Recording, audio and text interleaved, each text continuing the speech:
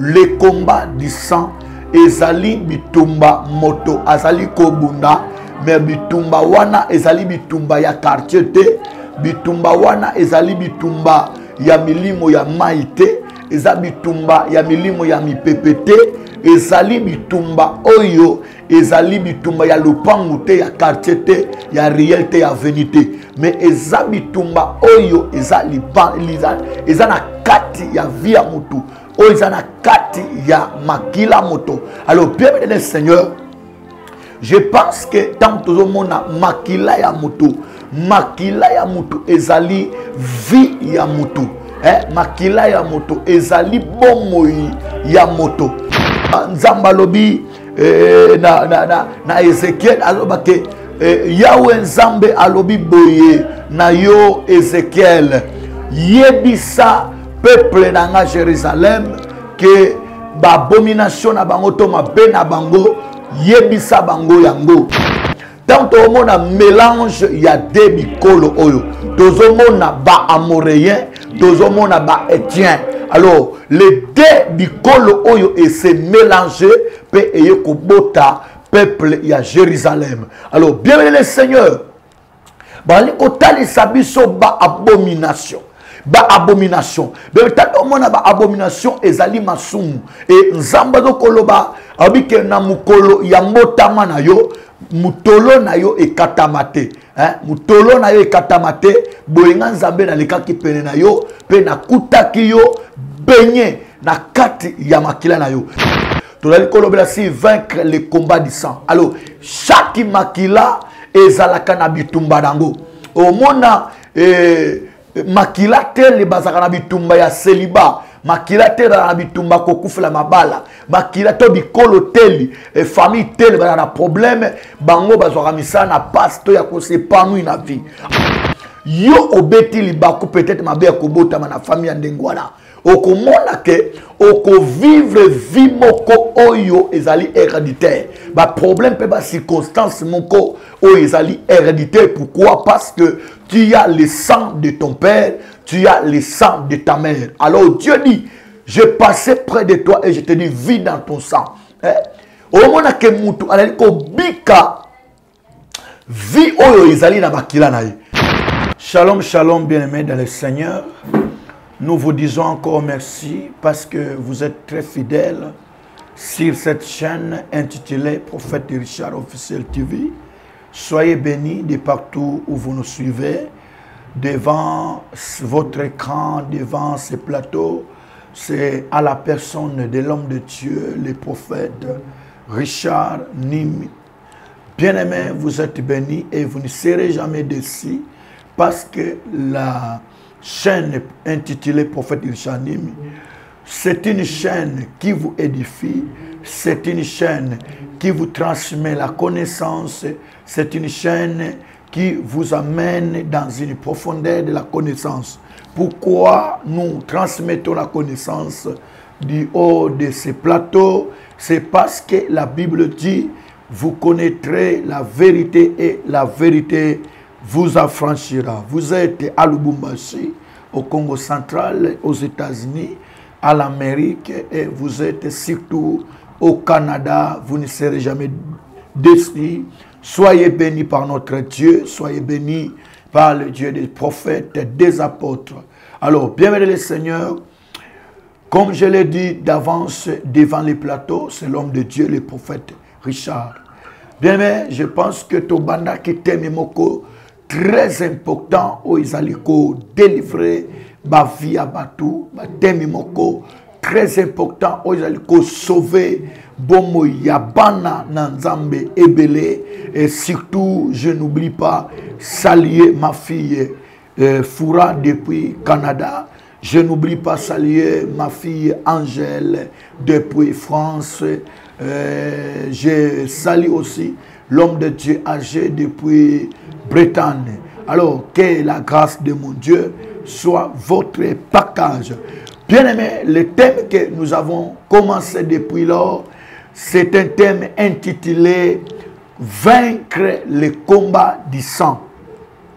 Alors, je pense que Natangu Ozali Koyo qu'à vaincre le combat du sang, c'est déjà une lutte, c'est déjà une conquête, c'est déjà un combat que la personne à qui concerne les combats doit mener une lutte ou doit s'engager dans une conquête. Alors, bien aimé le Seigneur, avant que je puisse commencer, je n'oublie pas rendre grâce à Dieu qui nous a accordé encore cette grâce de nous tenir encore devant ce plateau et surtout d'entrer dans vos bureaux, d'entrer dans vos maisons, dans vos bicoques, dans vos villes, dans vos villages et surtout partout où vous nous captez. Je vais rendre grâce à mon Dieu. Adonai soit béni, notre Dieu, pour cette opportunité et cette grâce que tu nous as fait encore ce soir de nous tenir devant ce plateau. Bénis tout et chacun qui est fidèle, qui nous suit partout, qu'il soit béni, qu'il soit fortifié, qu'il soit édifié par la parole. Car la Bible dit, toute écriture est inspirée de Dieu, utile pour enseigner, corriger et convaincre dans la justice. Soyez bénis dans le nom de Jésus-Christ de Nazareth. Alors, bienvenue Seigneur. Kolonga bitumba ya makila ezali likambo moko bato ebele bazali ko négliger, mais nazopesa couple ya mama Christine depuis Allemagne bobenga kibiso parce que bulanda kibiso na katina teme oyo nzambe na biso azo sala bino makambo ya minene surtout boyaki kokomela biso mutuna oyo mama Christine parce que vous avez posa oyeba comment mutu akoki kolonga bitumba ya makila. Alors mutuna oyo mama Christine depuis Allemagne atuna biso, je pense que n'a pas qui na ko répondre yo mais les kolo ya plateau na kati ya chaîne question ya mama Christine atuna kibiso e ya muto banda yango yo. Bonjour prophète Richard Nalandio pona thème oyo pesi eza thème moko ya malamu e nalandio depuis Allemagne. Alors prophète mutuna nanga eza boyi lolenge nini mutu akoki ko longa bitumba ya makila parce que makambo lobeli biso isali biso somo. Lolenge nini mutu akoki ko longa bitumba ya makila pe lolenge nini mutu akoki ko continuer ko vivre sans bitumba wana.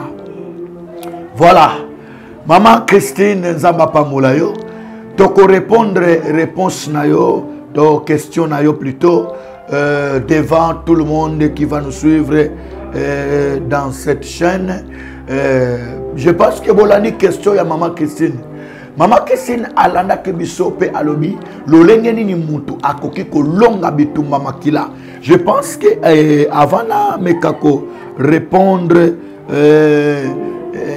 nameko répondre et sengeli na bandana no kotanga makomine na Nzambe na bana kotanga makomine na Nzambe parce que makomine na Nzambe nde ekoyeba ko inspirer biso ekoyeba ko diriger biso toujours que nous soyons dans la parole.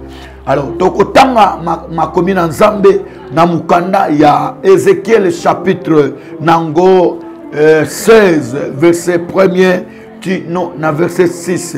Makomi na Nzambe zoloba, la parole de l'Éternel me fit adresser en ces mots, fils de l'homme, fais connaître à Jérusalem ses abominations.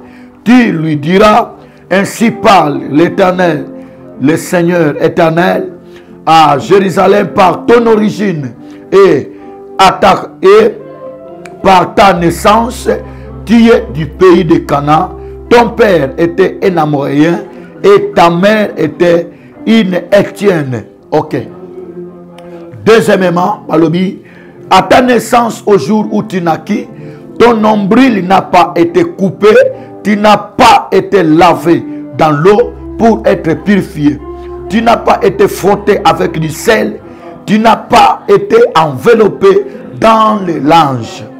Nul n'a porté sur toi un regard de pitié pour te faire une seule de ces choses par compassion pour toi. Mais tu as été jeté dans les champs le jour de ta naissance parce qu'on avait horreur de toi. Je passais près de toi Et je t'aperçois baigné dans ton sang. Et je dis, vis dans ton sang. Je dis, vis dans ton sang.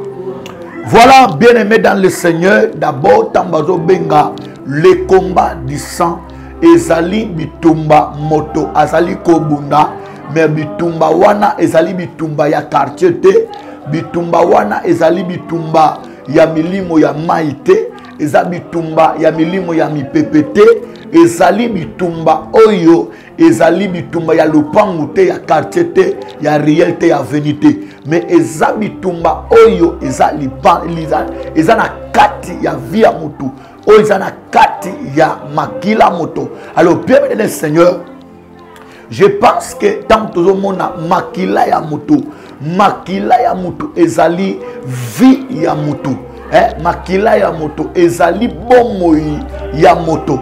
Ezana bato bele basakanaka na likambo babengi makila. Zokande makila et kunande ADN ya mutu ezali. Alors tant bazali koloba nzamba lobi na Ezekiel aloba ke Yahweh nzambe alobi boye na yo Ezekiel yebisa peuple nanga Jérusalem que ba abomination na bango to mabe na bango yebisa bango yango que tata na bango azalaki amoreye.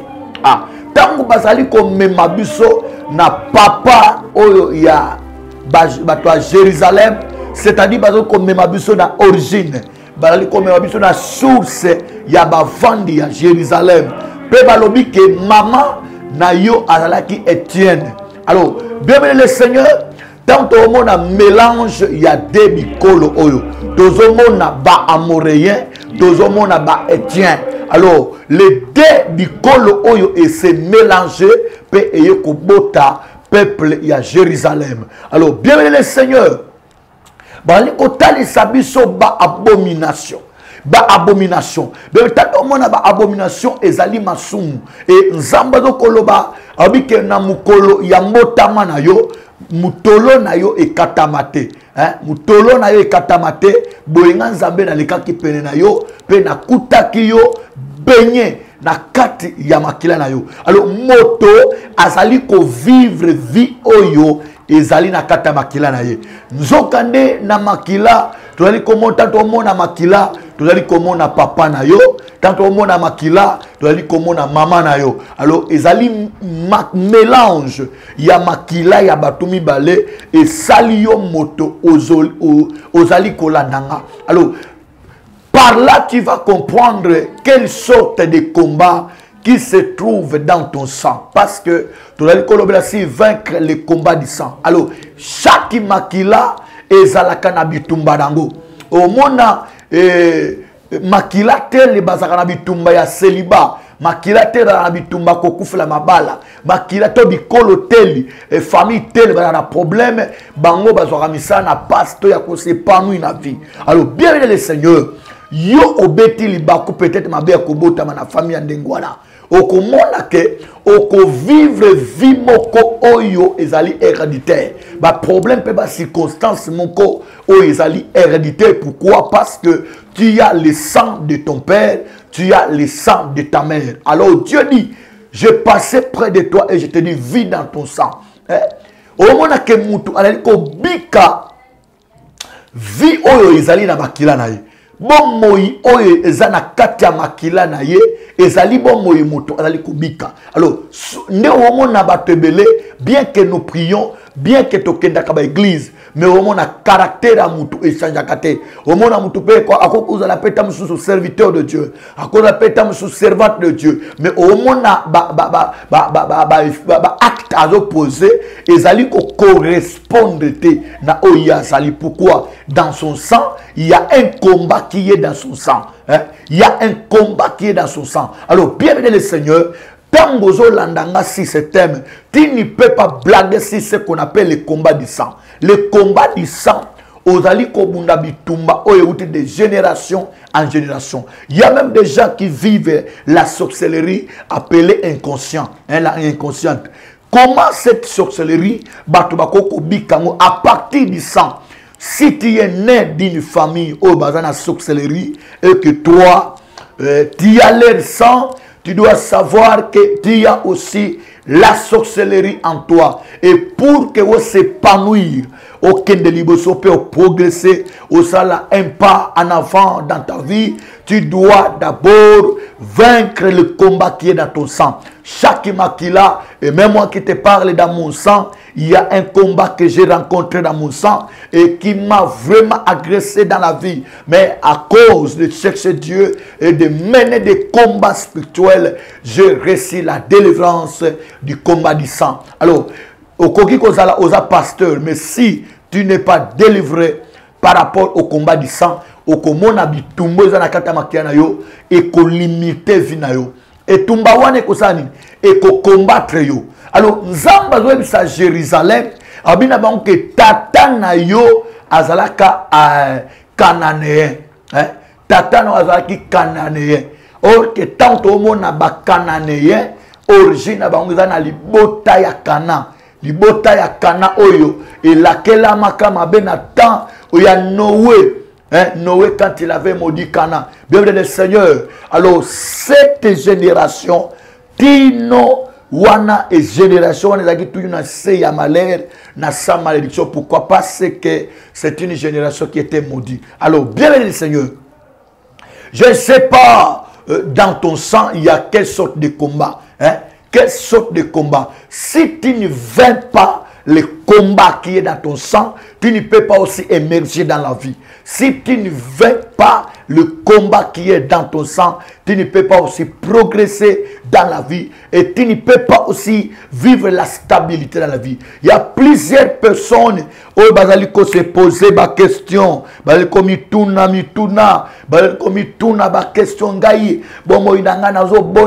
ne change. C'est parce que bitumba na yo ezali banda ya makila note, libanda bomo note, mais bitumba no ezawapi, ezana kati na yo, ezana kati ya makila na yo. Pote yo oyeba na ko progresser, ko prospérer et sengolo sala nini. Et sengeli oluka obunda bitumba o ezali ya makila. Hein, bitumba o ezali ya makila. Tangu yo ko bunda yango, yo longi yango parce que yeso alongaka, c'est à l'or. Au vivre épanouissement ya bombo inayo. Que l'Éternel vous bénisse. Je pense que vous avez toujours besoin de nous. Les numéros, il y a prophète Richard, ils allaient afficher au bas de votre écran. Et je peux aussi vous donner ces numéros. C'est plus de 143 89 87 59 834. C'est le numéro WhatsApp du prophète Richard. Et le numéro de Vodacom, c'est plus de 143 83 51